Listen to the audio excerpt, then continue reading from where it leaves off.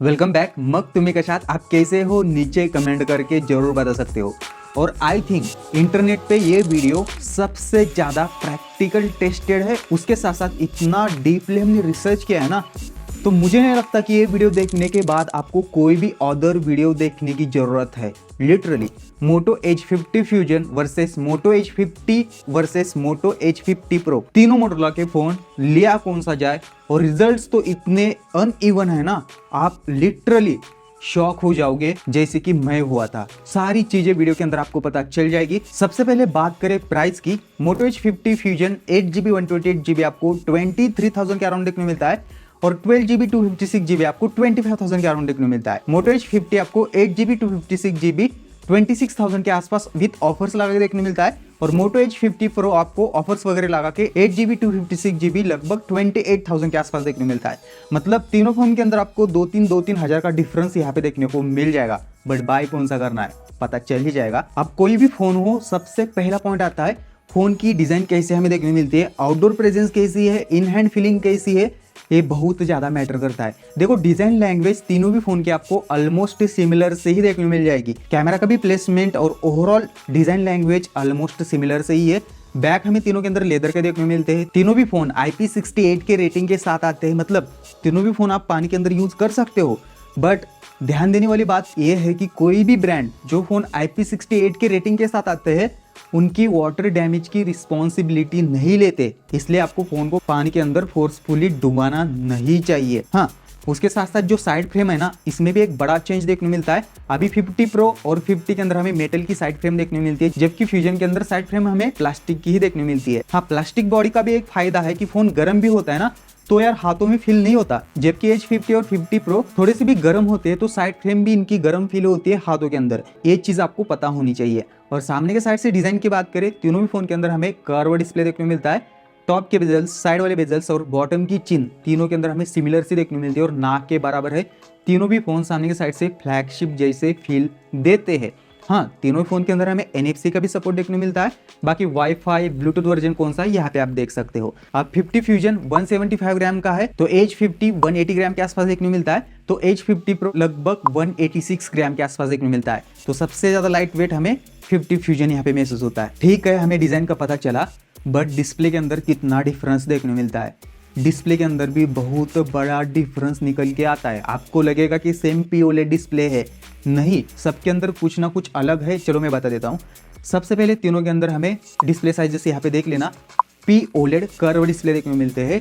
But fusion और 50 pro के अंदर हमें 144 हर्ट्ज का रिफ्रेश रेट देखने को मिलता है, जबकि H50 के अंदर ओनली 120 हर्ट्ज का रिफ्रेश रेट है। ये भी इनफ है, आगे मैं आपको बताऊंगा। बट बात आती है ब्राइटनेस की। देखो फ्यूजन और 50 अंदर जो HBM ब्राइटनेस है ना, ये हमें 1200 नीट्स के आसपास देखने मिलती है, और 50 प्रो की जो HBM ब्राइटनेस है ना, कहीं भी मेंशन नहीं है, बट मुझे लगता है कि ये भी 1200 नीट्स के आसपास ही है। क्योंकि जैसे मैंने आउटडोर में चेक किया, तीनों भी ब्राइट फील होते हैं, और तीनों की भी जो ब्राइटनेस है ना, आउटडोर लाइट कंडीशन पे सिमिलर से ही मुझे देखने मिली। यहाँ पे कोई भी डिफरेंस नहीं है।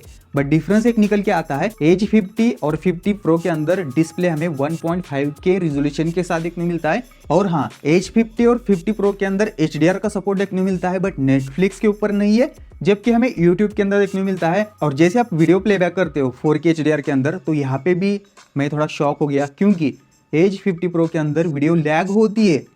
जबकि यार ये सबसे ज्यादा तीनों के अंदर महंगा फोन है, उसके बावजूद भी। और पीक ब्राइटनेस की बात करें, फ्यूजन और 50 लगभग 1600 नीट्स के आसपास हमें पीक ब्राइटनेस देते हैं, तो H50 प्रो लगभग 2000 नीट्स के आसपास पीक ब्राइटनेस देता है, और डिफरेंस यहाँ पे महसूस होता है।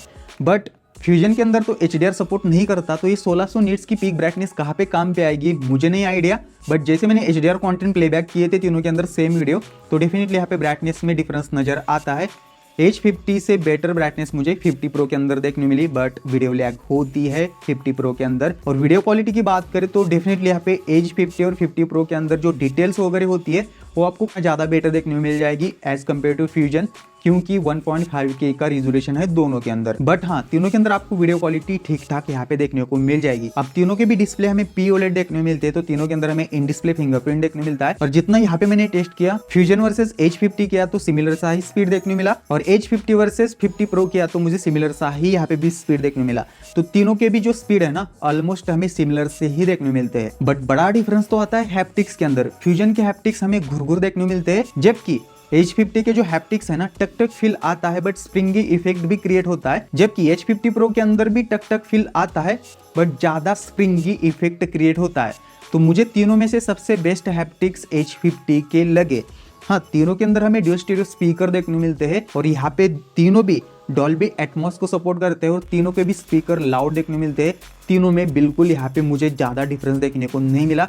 तो स्पीकर तीनों के भी अच्छे हैं, और यहाँ पे फुल मार्क दूंगा मैं मोटोरोला को। अब मोटोरोला ने प्राइस रेंज के अकॉर्डिंग यहाँ पे 5G बैंड्स को इनके अंदर प्रोवाइड किया है। जैसे फ्यूजन के अंदर 12 5G बैंड देखने को मिलते हैं, 50 के अंदर हमें 14 5G के बैंड्स देखने को मिलते हैं, और 50 Pro के अंदर हमें 15 5G के बैंड्स देखने को मिलते हैं। बट जितना मैंने पुणे के अंदर यहाँ पे नेटवर्क टेस्ट किया, तीनों भी फोन 5G को प्रॉपरली सपोर्ट करते हैं, 5G प्लस का भी सपोर्ट देखने को मिलता है। और हाँ, तीनों के अंदर यहाँ पे मुझे डेटा के रिलेटेड कोई इश्यू देखने को नहीं मिले। डेटा का स्पीड तीनों के अंदर यहाँ पे सही देखने को मिलता है, और जब कॉल वगैरह आता है ना तीनों भी फोन 5G से 4G के ऊपर शिफ्ट होते हैं। बट हाँ, वाईफाई कॉलिंग का इश्यू मोटोरोला के फोन के अंदर आता है, जो थोड़ा सा यहाँ पे मोटोरोला को फिक्स करना चाहिए। बट सबसे बड़ा डिफरेंस कहाँ पे पता है? परफॉर्मेंस के अंदर। और यहाँ पे तो मैं बहुत ज्यादा शॉक हो गया, इतने बेकार रिजल्ट्स यहाँ पे निकल के आते हैं ना। सारी चीजें मैं आपको एक्सप्लेन करता हूँ, बट आपने यहाँ तक वीडियो देखा है तो सबसे पहले यार सब्सक्राइब कर देना। 3,20,000 सब्सक्राइबर हमें फटाफट कंप्लीट कर देना है, कर दो सब्सक्राइब, और 2000 लाइक का टारगेट रखते हैं।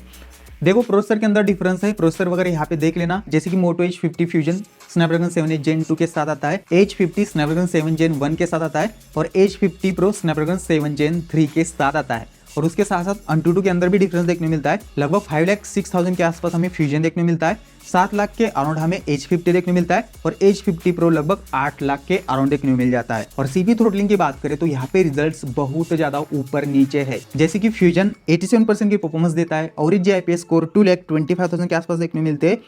H50 74% की परफॉर्मेंस देता है, और GIPS स्कोर 2,39,000 के आसपास देखने को मिलता है। और H50 Pro 70% की परफॉर्मेंस देता है, और एवरेज GIPS स्कोर 2,21,000 के आसपास देखने मिलते हैं, जो यार 50 फ्यूजन से भी कम है H50 Pro के अंदर। और ग्राफ भी यहाँ पे देख लेना, फ्यूजन और H50 का ज्यादा स्टेबल देखने मिलता है। और हाँ, कहीं ना कहीं ये जो ग्राफ शो हो रहे हैं ना, इसको आप रिलेट गेमिंग से भी कर सकते हो और ओवरऑल परफॉर्मेंस से भी कर सकते हो, जो चीजें मैं आगे आपको बता देता हूँ।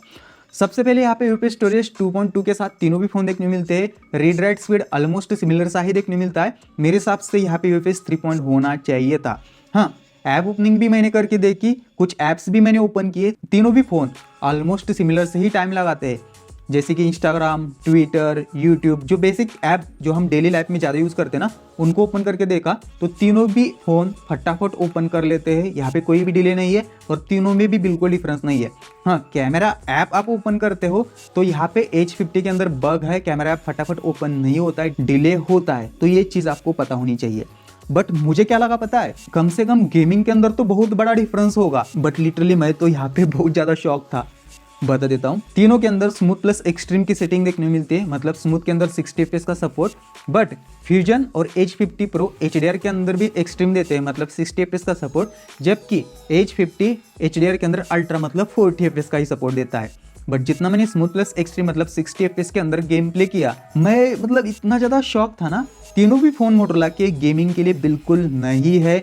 आप हार्डकोर गेमर हो, मैं मतलब ऐसे लॉबी में खेल रहा था जिसके अंदर 2-3 प्लेयर एस वाले थे, और उसके अंदर मैंने देखा तीनों भी फ़ोन अच्छा खासा ड्रॉप मारते हैं, 44-46 FPS के आसपास आके लॉक हो जाते हैं तीनों भी फ़ोन।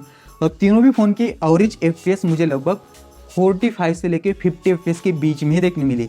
अच्छा खासा ड्रॉप करते हैं। हाँ, आप लाइट प्लेयर हो, आप नॉर्मल टाइम पास के लिए गेम खेलते हो, तो तीनों के अंदर आपको लगभग 55 FPS के आसपास गेम प्ले देखने को मिल जाएगा। बट हार्डकोर गेमर के लिए तीनों भी फोन आपको निराश करेंगे। तो प्रोसेसर में डिफरेंस होने के बाद भी गेमिंग की परफॉर्मेंस ऑलमोस्ट सिमिलर से ही क्यों मिल रही है, ये बहुत बड़ा क्वेश्चन है मोटोरोला के लिए। अब ठीक है, आपको गेमिंग का तो पता चला, बट और एक शॉकिंग चीज मैं आपको यहाँ पे दिखा देता हूँ, और यहाँ पे तो आप बहुत ज्यादा शॉक हो जाओगे। जैसे कि मैंने क्या किया, काइनमास्टर ऐप के अंदर तीनों के अंदर एक सेम लेंथ का वीडियो क्रिएट किया। उसके बाद मैं एक्सपोर्टिंग सेटिंग पे गया तो तीनों भी फ़ोन 4K तक वीडियो को एक्सपोर्ट कर सकते हैं, तो ये चीज़ें अच्छी है। बट मैंने 1080p 60 fps और हाई बिट रेट पे तीनों फ़ोन के अंदर सेम टाइम पे वीडियो एक्सपोर्टिंग पे लगा दिया। शॉकिंग रिजल्ट ये था कि सबसे पहले वीडियो को फिनिश किया मोटो H50 ने लगभग 50 सेकंड लगाए, उसके बाद फ्यूजन ने लगभग 59 सेकंड लगाए, और सबसे लास्ट कौन था पता है?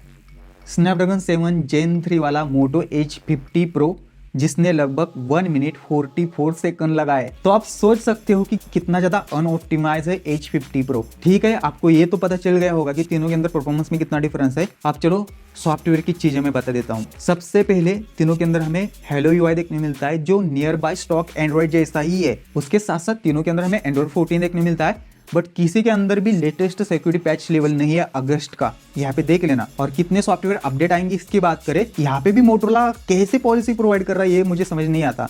50 फ्यूजन और 50 प्रो के अंदर हमें 3 मेजर सॉफ्टवेयर अपडेट्स मिलेंगे और 4 ईयर्स की सिक्योरिटी पैच देखने मिल जाएगी। जबकि अभी जो लेटेस्ट H50 लॉन्च हुआ है, जो महंगा है फ्यूजन से, उसके अंदर 2 ही मेजर सॉफ्टवेयर अपडेट्स मिलेंगे और 3 ईयर्स की सिक्योरिटी पैच देखने मिल जाएगी। अजीब है ना?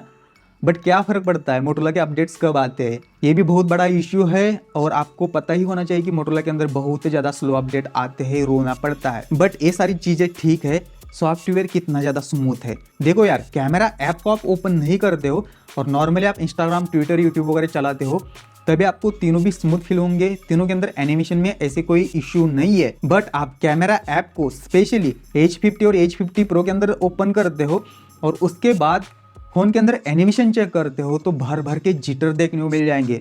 H50 और H50 Pro बहुत ज़्यादा अनऑप्टिमाइज्ड है कैमरा ऐप को ओपन करने के बाद। पता नहीं फोन के अंदर क्या ही हो जाता है, कौन सा भूत इनके अंदर घुस जाता है। बट हाँ, फ्यूजन का सही है, कैमरा ऐप ओपन करने के बाद भी इतना ज़्यादा लैग नहीं करता फोन। तो ऐसी कुछ चीज़ें हैं। इवन H50 का तो कैमरा ऐप स्टक ही हो जाता है, जो मोटोरोला को फटाफट यहाँ पे सॉल्व करना चाहिए। तो स्मूथनेस के लिए मैं बोल सकता हूँ कि तीनों के अंदर बड़ा डिफरेंस नहीं है। स्मूथनेस यार प्रोसेसर के अंदर डिफरेंस होने के बाद भी सिमिलर से ही फील होती है। हाँ, फीचर्स के अंदर कुछ चीजों के अंदर मुझे डिफरेंस देखने मिला, जैसे कि H50 Pro के अंदर आपको फिंगर के एनिमेशन के 3 टाइप्स देखने मिलते हैं, बट H50 और फ्यूजन के अंदर कोई भी आप फिंगर का एनिमेशन चेंज नहीं कर सकते। बाकी हाँ, तीनों के अंदर आपको एज लाइटिंग भी देखने मिल जाएंगी, तीनों के अंदर आपको सिक्योरिटी फोल्डर भी देखने मिल जाएगा, और तीनों के अंदर आप स्मार्ट कनेक्ट का भी ऑप्शन देखने मिलता है। छोटे मोटे फीचर बिल्कुल आपको तीनों के अंदर सिमिलर से देखने मिल जाएंगे, बट तीनों के अंदर आपको कोई भी ऑलवेज ऑन डिस्प्ले का ऑप्शन देखने को नहीं मिलता। तो ऐसी कुछ चीजें है। रही बात हाई रिफ्रेश रेट की, तो जितना मैंने चेक किया तो तीनों के अंदर हाई रिफ्रेश रेट सारे इनके सिस्टम ऐप्स के साथ साथ थर्ड पार्टी ऐप्स के साथ भी चलते हैं। ब्लोटवेयर्स आते हैं H50 के अंदर, बट आप उनको अनइंस्टॉल कर सकते हो। बाकी 2 फोन के अंदर ब्लोटवेयर्स वगैरह देखने को नहीं मिलते। सॉफ्टवेयर क्लीन फील होता है, बट बग्स है यार जो मोटोरोला को उनके ऊपर काम करना चाहिए। बैटरी लाइफ में मुझे कितना डिफरेंस यहाँ पे देखने को मिला, बैटरी लाइफ में मेरे हिसाब से ज़्यादा डिफरेंस देखने को नहीं मिलता। कैपेसिटी में यहाँ पे डिफरेंस है, जैसे कि फ्यूजन और H50 5000 mAh की बड़ी बैटरी के साथ आते हैं, जबकि H50 Pro 4500 mAh की ही बैटरी यहाँ पे देता है। बट बैटरी सेक्शन के अंदर H50 के अंदर हमें 15 वैट की वायरलेस चार्जिंग देखने मिलती है, बट हाँ H50 Pro के अंदर हमें 50 वैट की वायरलेस चार्जिंग देखने मिलती है। तो आपके पास फास्ट चार्जर वाला वायरलेस चार्जर है तो यहाँ पे डेफिनेटली बेनिफिट हो सकता है। बट जितना मैंने बैटरी लाइफ को टेस्ट किया, लगभग 6 से लेकर 7 घंटे के बीच में तीनों भी फ़ोन इजीली यहाँ पे चल जाते हैं। यहाँ पे कोई भी ऐसे ओवरनाइट बैटरी ड्रेन के वगैरह इश्यू नहीं है। बट क्या फ़ोन हीट होते हैं कि नहीं, और हीट होने के बाद बैटरी ड्रॉप करते हैं कि नहीं? देखो, हीटिंग के लिए ना मैंने इनके अंदर सबसे पहले CPU थ्रोटलिंग को भी रन किया था, उसके साथ साथ मैंने टेम्परेचर को भी चेक किया। तो तीनों भी फ़ोन लगभग 36-37 डिग्री सेल्सियस के आसपास थे, और जो सराउंडिंग टेम्परेचर था ना, ये 25-27 डिग्री सेल्सियस के आसपास था। इवन मैंने कंटिन्यूस AnTuTu को भी रन करके देखा, बट कोई भी फ़ोन 40 डिग्री सेल्सियस के ऊपर गया ही नहीं। तो मुझे हीटिंग तो बिल्कुल महसूस नहीं हुई तीनों के अंदर। बट जो साइड फ्रेम है ये मेटल के होने की वजह से H50 और 50 Pro के अंदर थोड़े से गर्म फील होते हैं, और हीटिंग का इशू नहीं है। तो बैटरी ड्रेन का भी उसके बाद कोई इशू मुझे तीनों के अंदर देखने को नहीं मिला। हाँ, तीनों के अंदर हमें 68 वैट के फास्ट चार्जर देखने मिलते हैं, और तीनों भी फोन लगभग 45 से लेके 50 मिनट्स के बीच में फुल चार्ज यहाँ पे हो जाते हैं। अब ना मैं कुछ इंटरेस्टिंग चीजें ना आपको कैमरा सेक्शन के अंदर बता देता हूँ, और यहाँ पे बहुत बड़ा डिफरेंस है। बाकी कैमरा स्पेक्स यहाँ पे देख लेना, और बाकी सारी चीजें ना मैं आपको मॉनिटर के ऊपर एक्सप्लेन कर देता हूँ। सबसे पहले फूलों के पत्तों के फोटोज लिए थे तो H50 Pro कलर को ज्यादा बूस्ट करता है, इवन ह्यूमन सब्जेक्ट के ऊपर भी।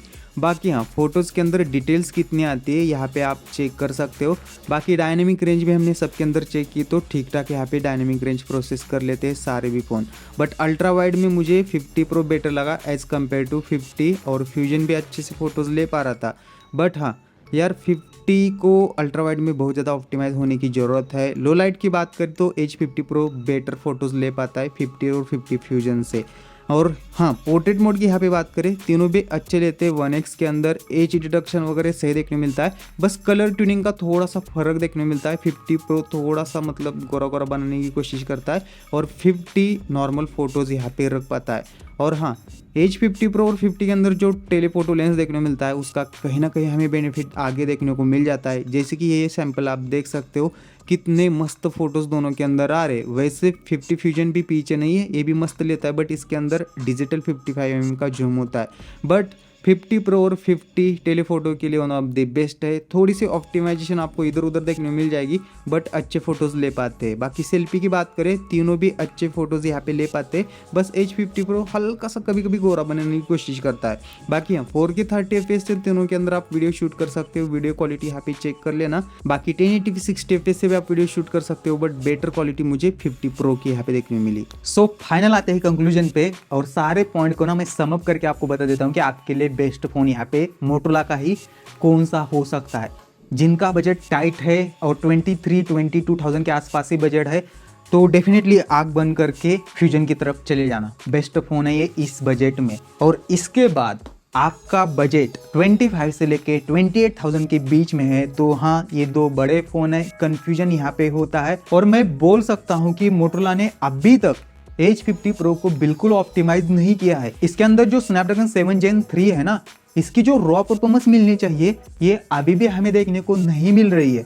अब स्नैपड्रैगन 7 Gen 3 को हमने OnePlus Nord C4 के अंदर भी टेस्ट किया है, वो फोन यार बहुत बेस्ट परफॉर्म करता है उस प्रोसेसर के साथ। तो मैं यही बोल सकता हूँ कि आज के टाइम पे ये दोनों फोन सिमिलर से परफॉर्म करते हैं। बड़ा डिफरेंस कहाँ पे पता है? सबसे पहले कि Moto H50 Pro के अंदर 1 साल का एक्स्ट्रा अपडेट आपको मिल जाएगा, और उसके साथ साथ 50 वैट की एक्स्ट्रा वायरलेस चार्जिंग है। इसके अलावा मुझे कहीं भी डिफरेंस देखने को नहीं मिला लिटरली, क्योंकि जो सॉफ्टवेयर एक्सपीरियंस है, स्मूथनेस है, कैमरा लैगिंग वगैरह, ये सब कुछ सिमिलर देखने मिलता है। इवन H50 यहाँ पे HDR वीडियोस लैग नहीं करता, जबकि H50 Pro HDR वीडियोस भी लैग करता है। हाँ, आपको HDR वीडियोस के अंदर एक्स्ट्रा ब्राइटनेस भी यहाँ पे H50 Pro के अंदर देखने को मिल जाएंगी।